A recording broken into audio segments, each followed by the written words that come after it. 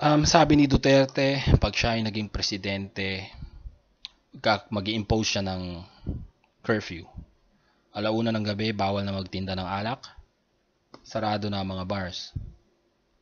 Ito yung nakaka concern talaga. Hindi ako sang-ayon. Kasi hindi na nababagay yung curfew sa panahon ngayon.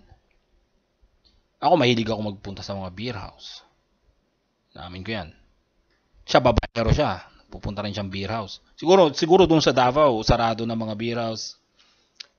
Sarado na ang tinda ng alak. Uwian ng mga tao. Pero siya, may mga private party yan sigurado. So nag-i-impose siya ng mga batas na susundin ng lahat. Puwera lang siya at ang pamilya niya. Hindi niya susundin yan. Tingnan mo na lang yung ginawa nung kanyang anak, si Sarah. Sarah Hipon. Binugbog niya yung sheriff. Kung naalala nyo noon, may nagki-clear ng mga squatter sa Davao.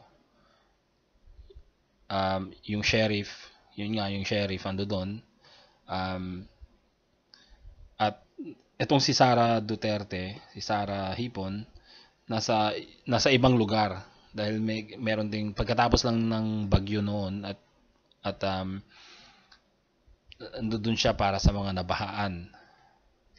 At nakiusap daw siya sa sheriff na hintayin daw siya mga 2 hours lang, 2 oras. Hintayin niya 2 oras. Pero nang hindi na makapaghintay yung sheriff, tinuloy nila yung pag-demolish sa mga bahay at nagkaroon nga ng gulo, nagkabatuhan, may mga nasaktang pulis, may mga nasaktang mga squatter. At dumating si Sarah at galit na galit, pinagsusuntok niya yung sheriff. Bakit mo susuntukin yung sheriff na ginagawa lang naman niya yung trabaho niya? At kanino bang kasalanan niyan? Bakit humantong sa ganyan? Bakit kailangan pa siyang hintayin para kausapin yung mga squatter? Bakit hindi niya kinausap 1 week early? Tas so klaro naman, walang kasalanan yung sheriff doon. Ginagawa niya yung trabaho niya talaga. Yung sheriff pa ang nag-sorry. Parang hindi naman yata tama yan. Kaya sila ay gumagawa ng batas, may higpit na mga batas na expected na susundin ng lahat. Ginagamit nilang paraan yung mga pananakot. Susundin ng mga tao. Pero lang sila ay above the law. At na-prove lang at napatunayan lang doon sa nangyari sa Davao, siguro mga 2013 o 2011 pa to. At napatunayan doon kung ano sila. Sabi nga, practice what you preach. Kung gusto mong respetuhin ka, sabihin lang na, tanungin niyo yung mga taga Davao. Bakit ko tatanungin yung mga yan? Wala akong paki dyan sa mga yan. Kaya itong, balikan natin to, curfew. So, maapektuhan yung mga bars. Kawawa rin yung mga may-ari ng bars. Sasara sila ng alauna. Paano ka pa gaganang magtayo ng negosyo? Siyempre, sino ba namang iinom ng maaga? May mga umiinom ba ng maaga? Ang umiinom lang ng maaga yung mga lasenggo. May kilala ako doon sa may amin, si Tino. Kahit mahal na araw, nagiinom yun. Yung mga sila ng tropa nila. Minsan nga, yung nagiinuman sila, may lamesa sila. Kasama ako, umiinom din ako noon. Tapos may tinatawag na pagka tuwing mahal na araw, merong novena, yung 12 ang tawag doon, parang yung Kalbaryo, yung merong 12 stops na sinusundan yung mga events nung ipako si Jesus sa krus. Tapos sa tapat nung iniinuman namin, hindi namin namalayan, meron pala dong isa yun sa mga stations. Station of the Cross, yun. Tapos nung nagdatingan na yung mga magnonoven, yung mga nagnonovena na yon, yung nag-Station of the Cross. Kasama din yung nanay ko, yung nanay ko Katoliko, yung saradong Katoliko at aktibo sa simbahan. Nakikita ako umiinom doon. Malayo pa lang nakita ko na, uy, parating na sila. Tapos yung lamesa binuhat namin papasok sa bahay nila Tino. Yung lasenggero sa amin, patay na ngayon. Yun yung mga umiinom ng walang buong araw, walang pinipiling oras. Basta may maiinom, inom. Yun yung mga lasenggo. Umiinom yan ng tanghaling tapat.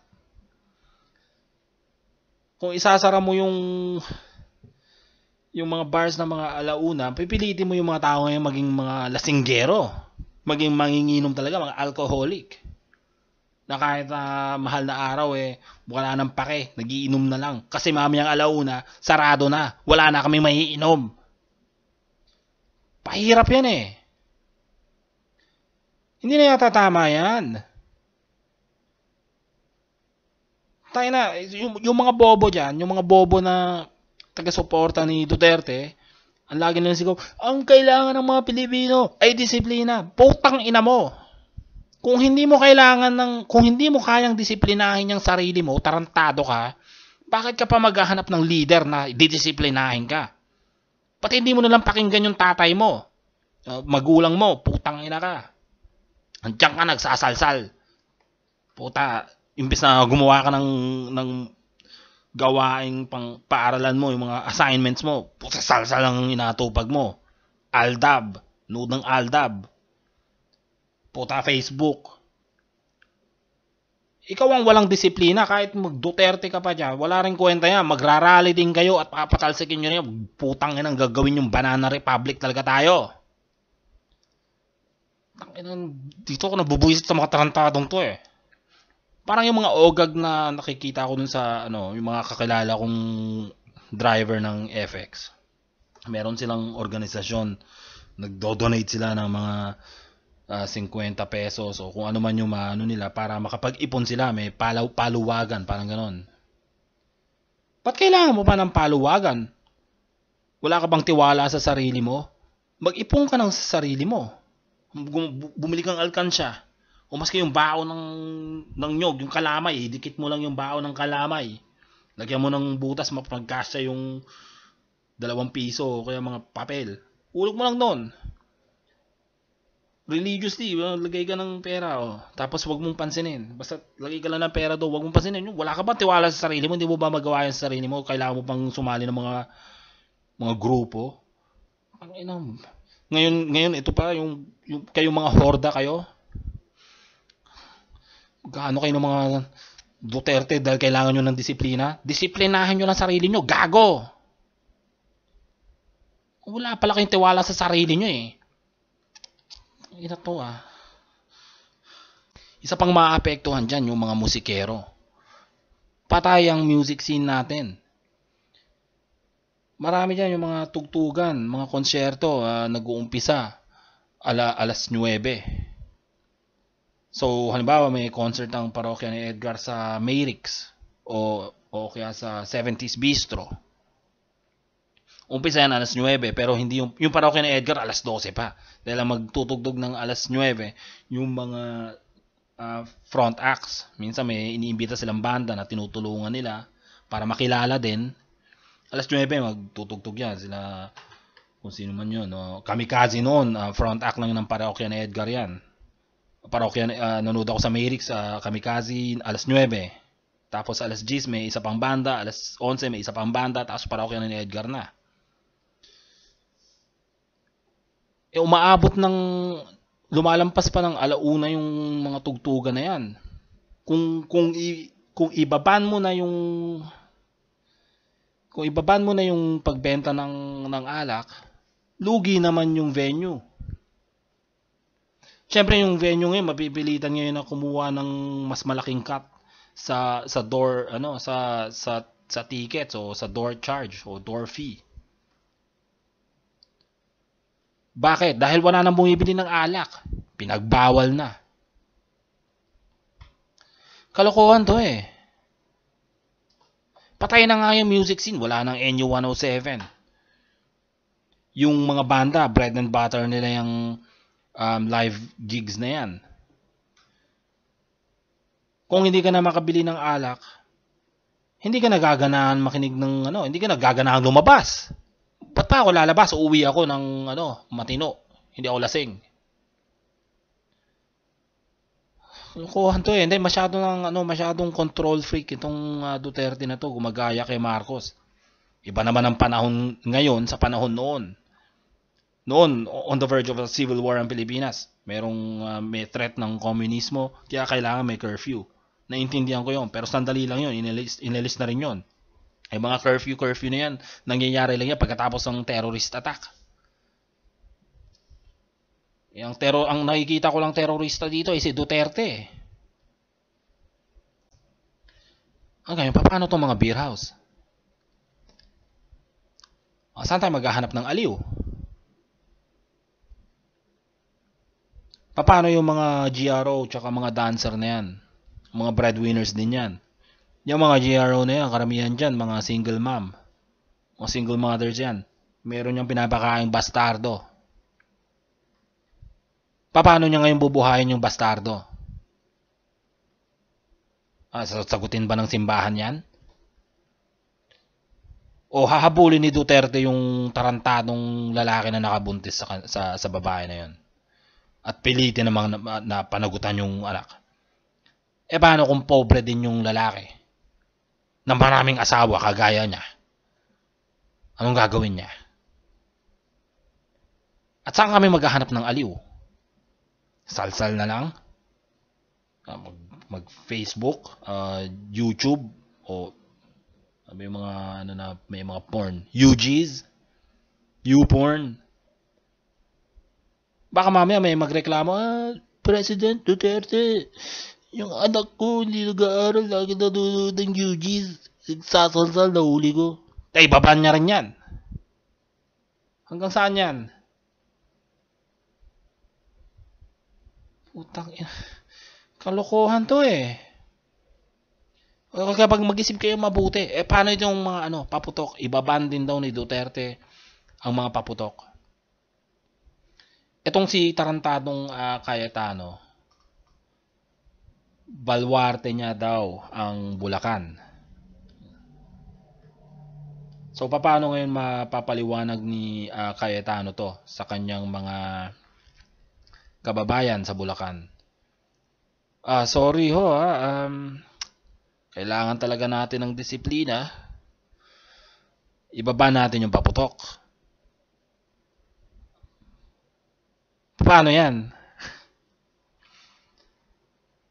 Saan sila kukuha ng kinikita nila na ito nagbibigay ng income to sa Bulacan, itong paputok. May nagsabi nga, nagbabasa ako ng Pinoy Exchange ngayon. Itong forums to, no? Tungkol kay Duterte. Yun nga, nabanggit nga tungkol sa fireworks ban. Na paano daw yung mga Chinese firecrackers na ginagamit pag Chinese New Year? Ibaban din ba ito ni Duterte? Dahil ginagamit ito ng mga Chinese na negosyante tuwing magbubukas sila ng nagbubukas ng tindahan.